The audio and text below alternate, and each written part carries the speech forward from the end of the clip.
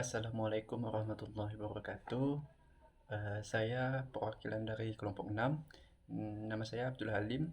Saya di sini akan mewakili dari teman-teman saya untuk menampilkan hasil kerja kelompok kami, yaitu yang berjudul perbandingan rata-rata dua sampel perpasangan untuk data tunggal, di mana yang terdiri teman-teman saya, yaitu yang salah satunya adalah Evilia Wandari, Nyimas Dini, Citra Ayu, dan saya sendiri.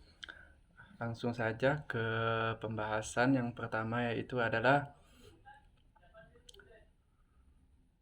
pengertian populasi dan sampel. Salah satu fungsi statistik inferensi yaitu menarik kesimpulan tentang suatu variabel teliti berdasarkan data yang diperoleh dari sampel untuk digeneralisasikan pada populasi. Populasi adalah seluruh objek atau orang, wilayah, benda yang kepadanya akan diberlakukan generalisasi kesimpulan hasil penelitian. Generalisasi adalah pemberlakuan hasil kesimpulan penelitian terhadap seluruh objek berdasarkan data yang diperoleh dari sebagian objek diteliti yang menjadi wakil. Wakil ini disebut sampel. Lanjut, ada beberapa bagian dalam penentuan sampel. Yang pertama yaitu adalah dasar pemikiran pengambilan sampel. Dalam pelaksanaan penelitian kualitatif, objek atau wilayah yang akan diteliti bisa jadi sedikit atau sempit, atau bisa jadi peneliti memang menginginkan keterlibatan seluruh objek dan seluruh wilayah, semisal sensus. Kalau demikian halnya, maka penelitian harus dapat dilakukan pada semua objek atau wilayah tersebut. Nah, lanjut yang kedua, yaitu rancangan penentuan sampel atau sample design. Berdasarkan prinsip pengambilan sampel tersebut, secara umum terdapat dua rancangan pengambilan sampel, yaitu rancangan sampel probabilitas dan rancangan sampel non-probabilitas. Rancangan sampel probabilitas atau probability sampling design. Rancangan sampel probabilitas yaitu sebuah rancangan penentuan sampel yang memberi kesempatan yang sama kepada seluruh anggota populasi yang terpilih menjadi sampel. Yang B itu adalah rancangan sampel non-probabilitas atau non-probability sampling design. Rancangan sampel non-probabilitas atau sampling non-probabilitas ini paling tidak dapat dibedakan menjadi 4 macam. Yang pertama itu teknik sampel purposive atau purposive sampling. Yang kedua, teknik sampel kuota atau quota sampling. Yang ketiga, teknik sampel accidental atau accidental sampling. Yang keempat, teknik sampel bola salju atau snowball sampling. Nah, lanjut ke bagian selanjutnya, yaitu menentukan ukuran sampel.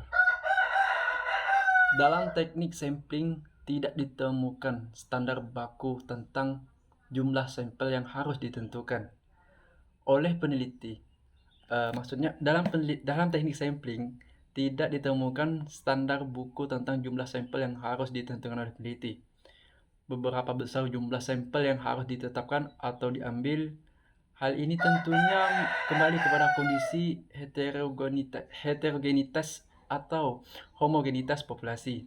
Satu hal penting yang perlu diperhatikan adalah keterwakilan populasi dengan sampel yang ada.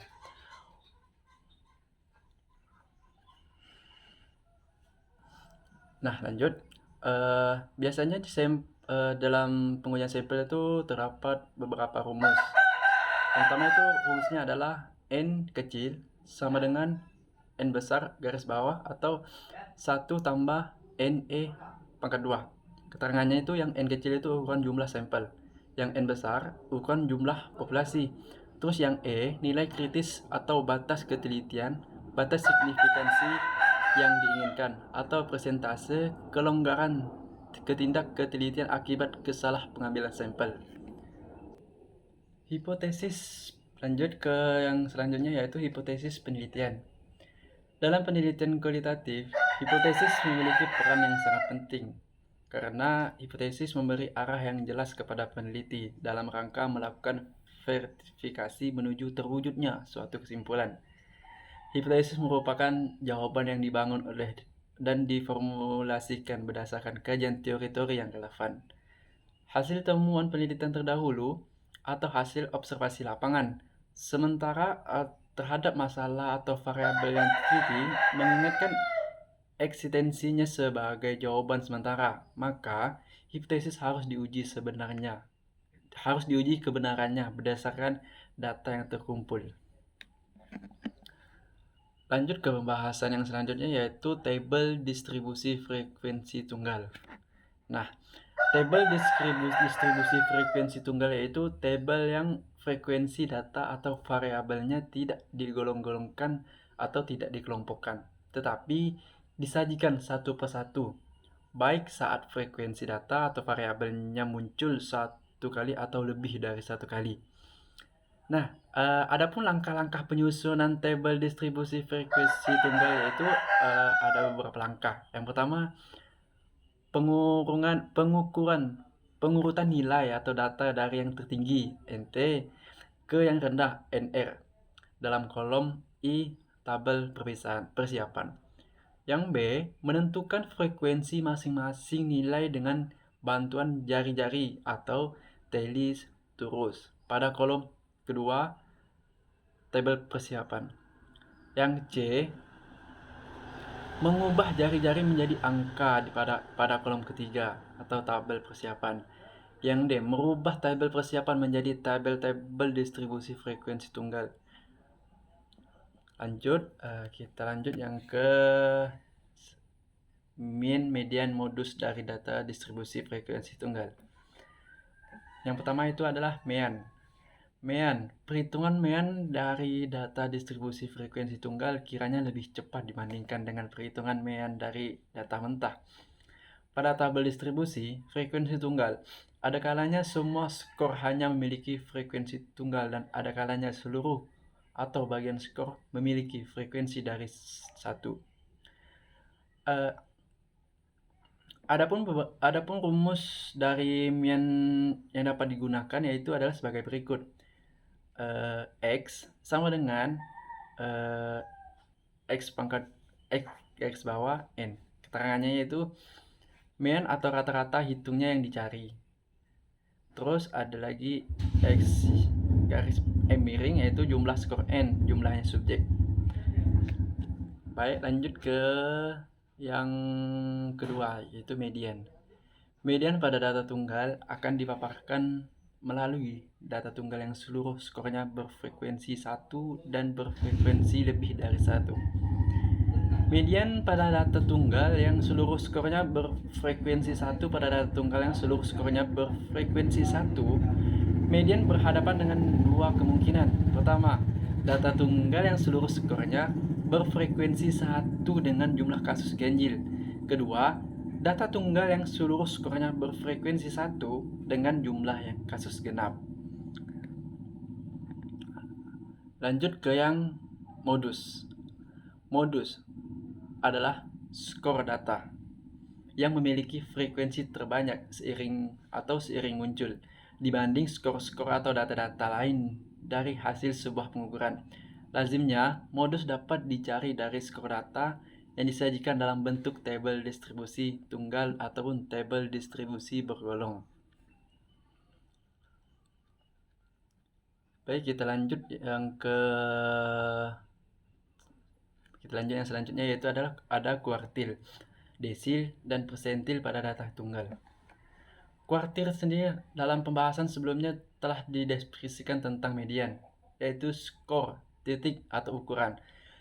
Tendensi sentral yang membagi sejumlah data yang terkumpul ke dalam dua bagian yang sama, yaitu setengah N di bawah median dan setengah N di atas median. Apabila mediannya hanya ditemukan satu skor titik yang membagi sejumlah data yang terkumpul ke dalam dua bagian yang sama besar, maka dalam kuartil ditemukan 3 skor titik yang membagi sejumlah data yang terkumpul ke dalam 4 bagian yang sama besar. Skor titik tersebut adalah Q1, Q2, dan Q3. Lanjut ke desil. Desil yaitu skor atau titik ukuran terdensi sentral yang memberi data yang terkumpul ke dalam 10 jarak yang sama besar, yaitu 1/10n. Sehingga ditemukan 9 skor titik ukuran yang membagi ke dalam 10 jarak yang sama. Desi dilambangkan oleh huruf D. Misalnya D1, D2, D3, D4, D5, D6, D7, D8, D9, dan seterusnya. Lanjut yang ketiga yaitu persentil.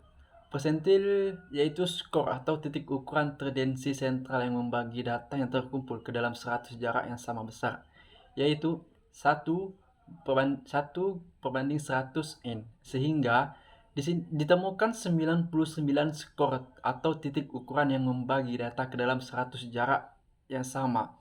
Persentil dilambangkan oleh huruf P.